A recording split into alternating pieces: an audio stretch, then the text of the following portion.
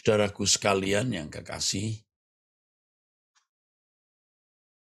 saya berharap saudara-saudara sekalian terus bertumbuh dalam iman,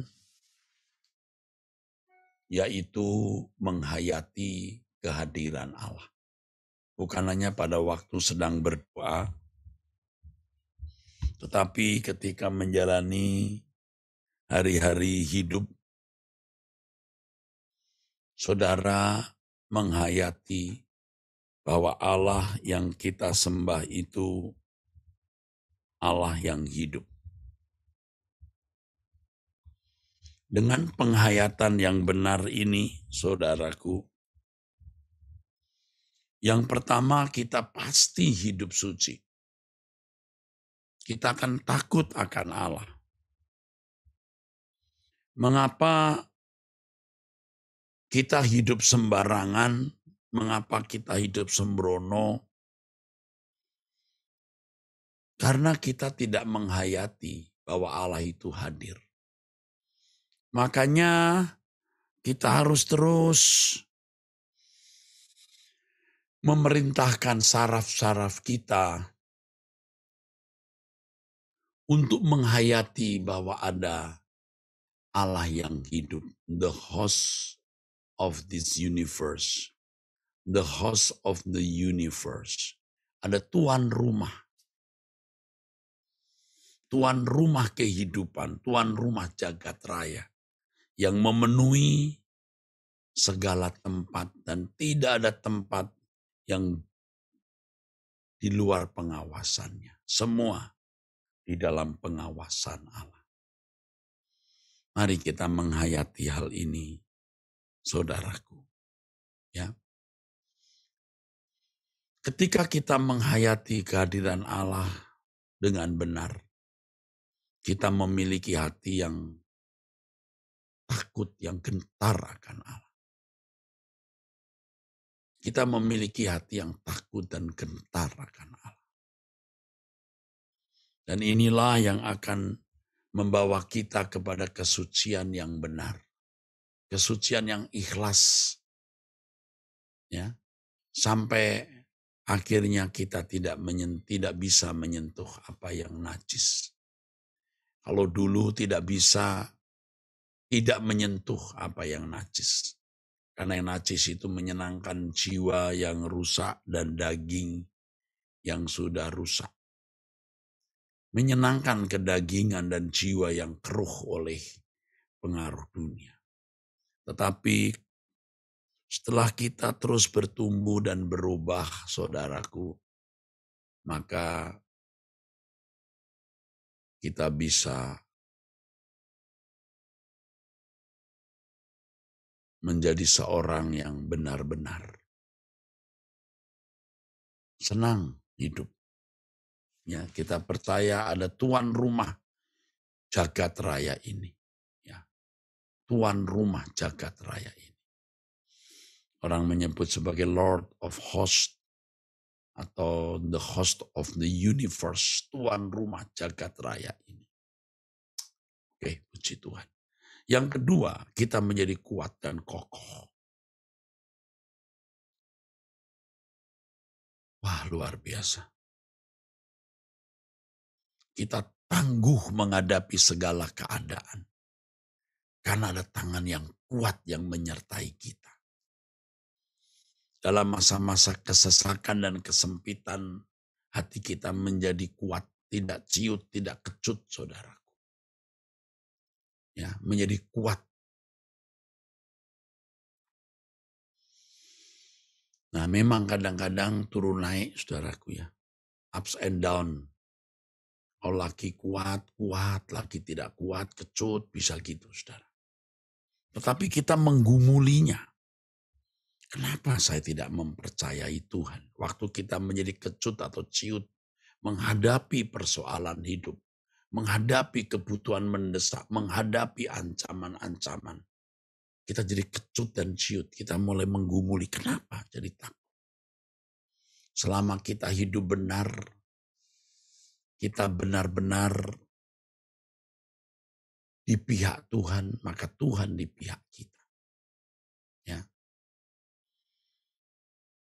Lalu kita belajar untuk mempercayai Allah. Bisa menegur kita. Mengapa kamu tidak percaya padaku? Ya. Dengan kata lain yang lebih tegas sebenarnya, mengapa kau meremehkan aku? Kamu tahu apa yang kulakukan, yang ditulis di dalam Alkitab itu bukan dongeng. Aku yang menciptakan langit dan bumi. Aku yang memberi 10 tulah kepada Firaun dan rakyatnya. Aku yang membawa Israel keluar dari Mesir. Aku yang membelah Kolsom.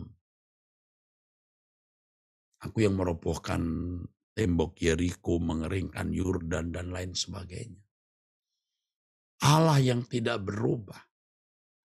Mengapa kamu kecut? Mengapa kamu ciut?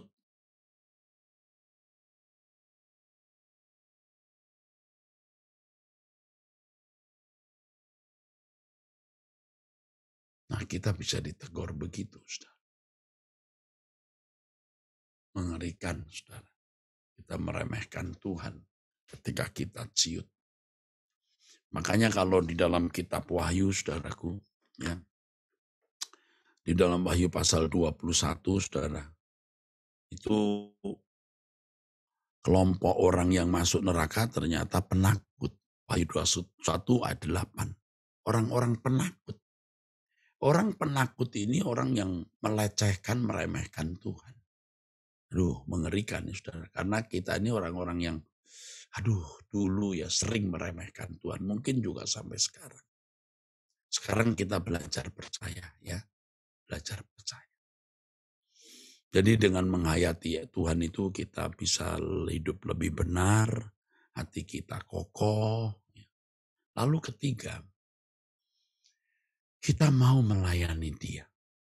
Kita mau mengerti apa yang direncanakan oleh Bapa untuk kita lakukan.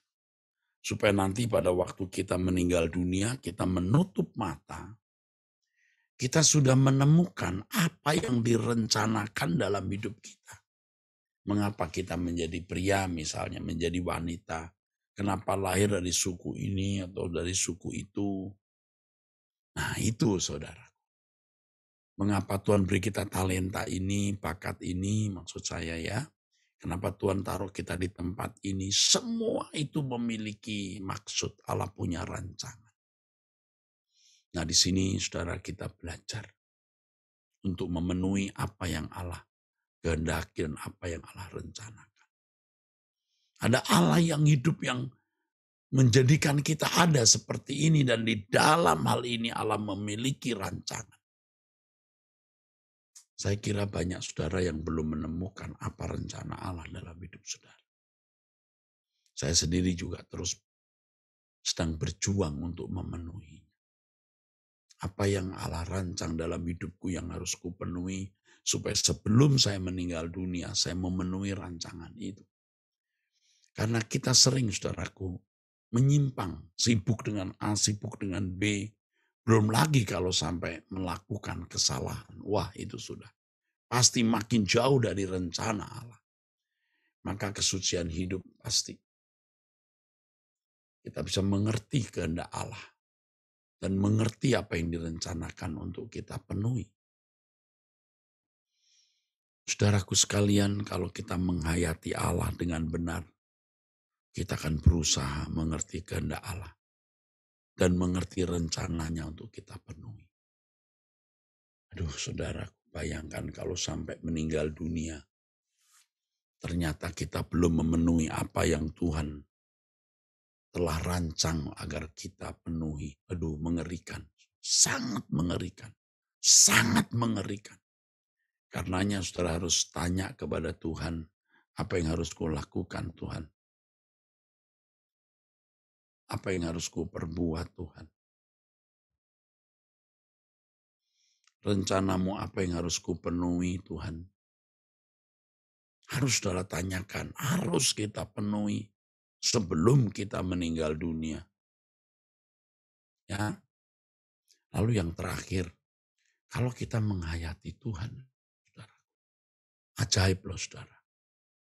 Kita akan memperdulikan orang lain. Benar. Anda mungkin tanya apa hubungannya menghayati kehadiran Allah dengan orang lain. Karena apa yang kita lakukan untuk sesama kita itu sama dengan apa yang kita perbuat untuk Tuhan. Membebat orang yang luka, menguatkan orang yang lemah, membagi roti kita untuk orang yang kekurangan, mengangkat mereka yang jatuh, menghargai mereka yang terbuang dan tertindas, memulihkan mereka yang tawar hati, karena Tuhan mau kita dijadikan sarana untuk melawat mereka. Ya, saya kira cukup itu yang saya harus sampaikan. Sekarang mari kita berdoa. Terima kasih untuk pertemuan ini ya Bapa. Doa pagi yang penuh berkat dan sukacita. Terima kasih Elohim Yahweh dalam nama Tuhan Yesus Kristus. Amin. Sampai jumpa saudaraku, Tuhan memberkati.